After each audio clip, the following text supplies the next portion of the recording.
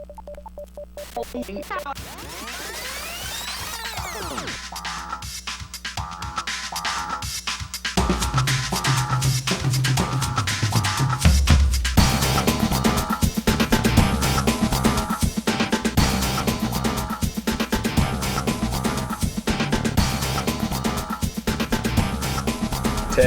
Stand by to take studio. 7, 6. Stand by camera 1, mics 1 and 2. 3, 2, 1. Take studio. Good day, MCTV. Today on MCTV, we have quite the show planned for you. Indeed, Kyle. On today's show, we'll show highlights of Halloween activities from Streak Week.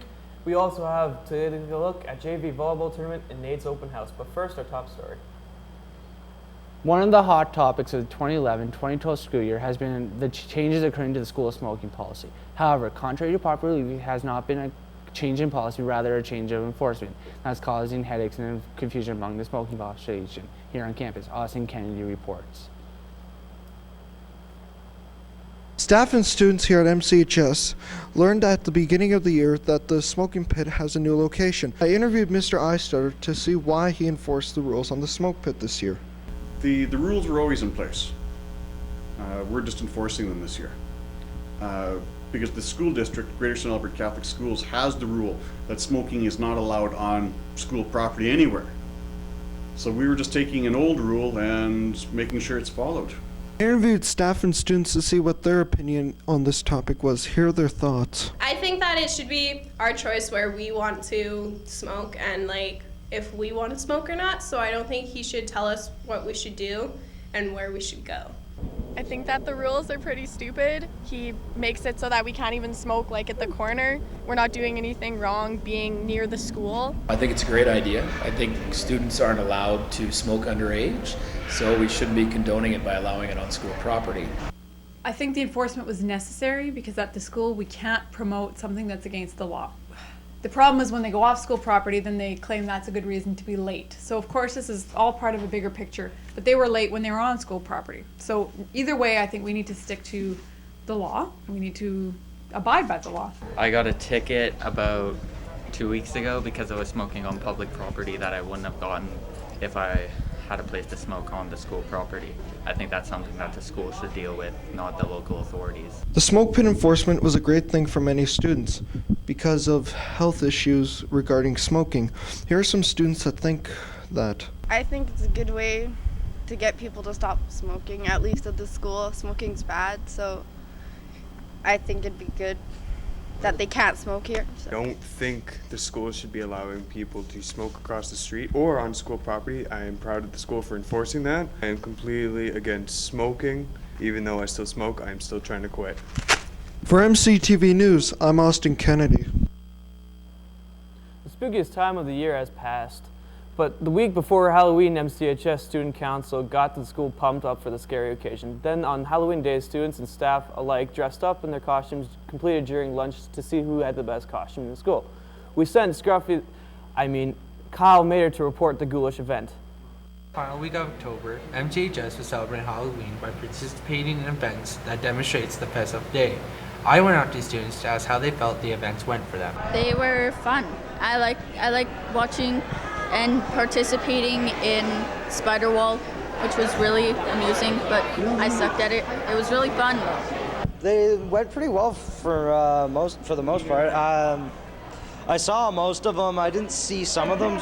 Some of them were entertaining. Some of them were, well, I didn't see. They were funny. Really funny. It went good. We had lots of fun. There was lots of candy and scaredness. I then asked the Student Council President, Brendan Fitzgerald, how he felt that the events of Streak Week went. It was really good. We had a really cool Student Council event, Beat the Bat. It was one of our most successful events in a long time. We had people participating that don't usually participate in Student Council events, so it was really awesome. As the events of Streak Week went on, people got to see the different events that they were putting on, and I asked them what was their favorite event that happened. My favorite event was Spider Wall because I got to participate in it and we got candy.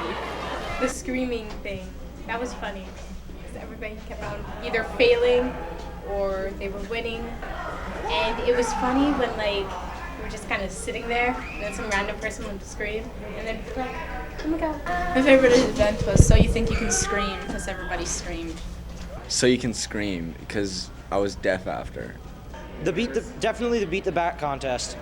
Well, Beat the Bat. It was like we had people up there beating. It was so much fun to make the bat, and I think everyone had a good time.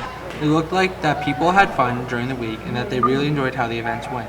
It looks like the student council had another successful year. For MCT News, I'm Kyle Muir.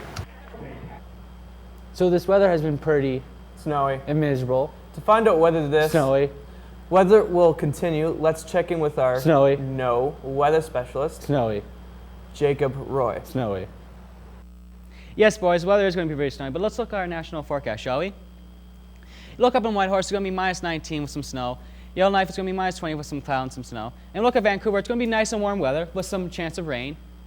Look at Regina, it's going to be some snow with some -6. You look up in Iqaluit, it's going to be -1 with some snow. And look up at Winnipeg, we look up at Winnipeg, it's going to be cloudy with some sun with -7.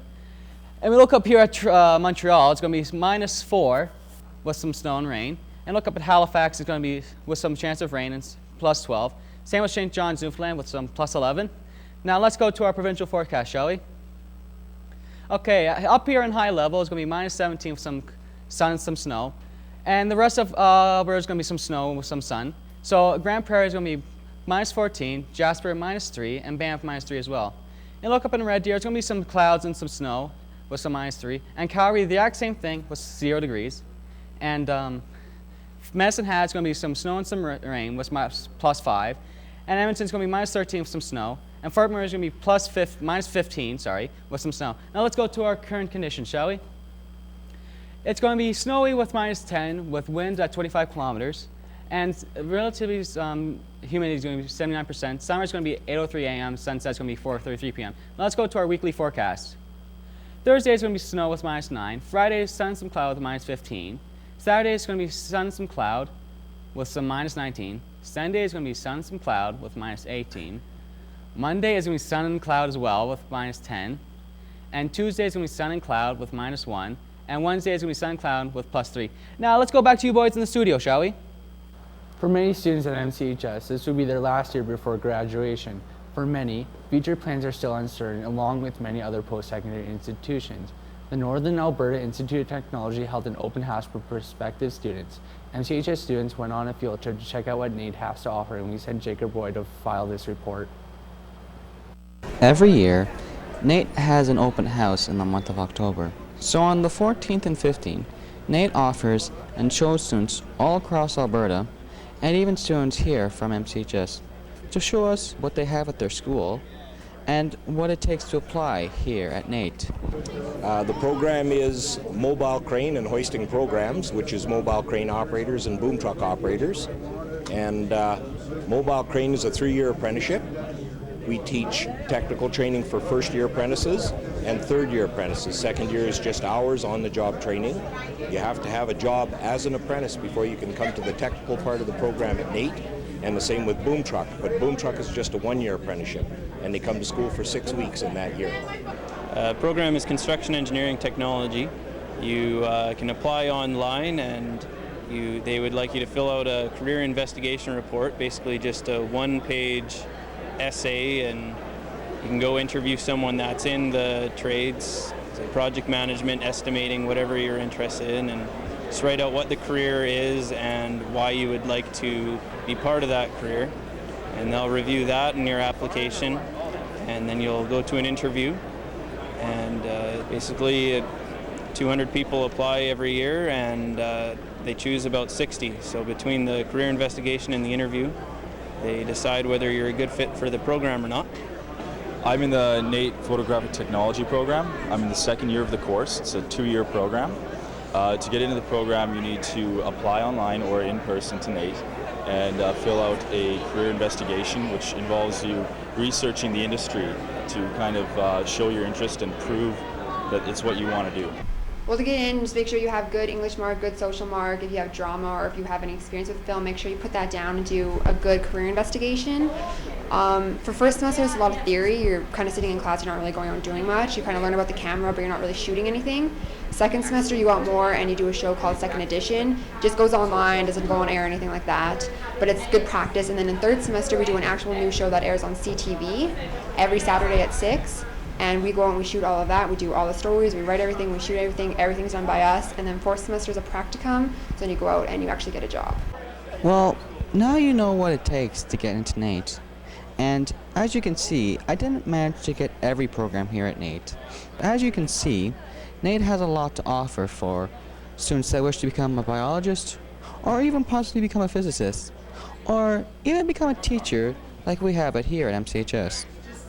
So, students, feel free to go on their website or go to next year's open house to see what NAIT has to offer for the students that graduate from high school. For MCTV News, I'm Jacob Roy, reporting. On Friday, October 28th and Saturday, October 29th, the junior varsity volleyball tournament was held. Both boys and girls teams from the region came up and played with full effort. The tournament provided the teams with an opportunity to grow and develop teamwork and sportsmanship.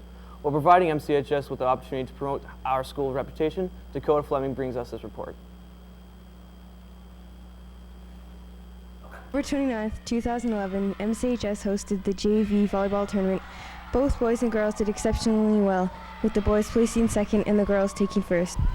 We interviewed Mr. Lassard on how he thought the teams would play. Well, we're hoping both teams will end up in the final, but you know, you got to play well. Nobody's going to give it to you. So, but the teams are pretty good, and you know, if they play well, play together, they should be able to get in the final, and anything can happen from there. But MCHS wasn't the only strong competitor. We interviewed Angela Boucher and a member of her Legal team on how they thought they would place.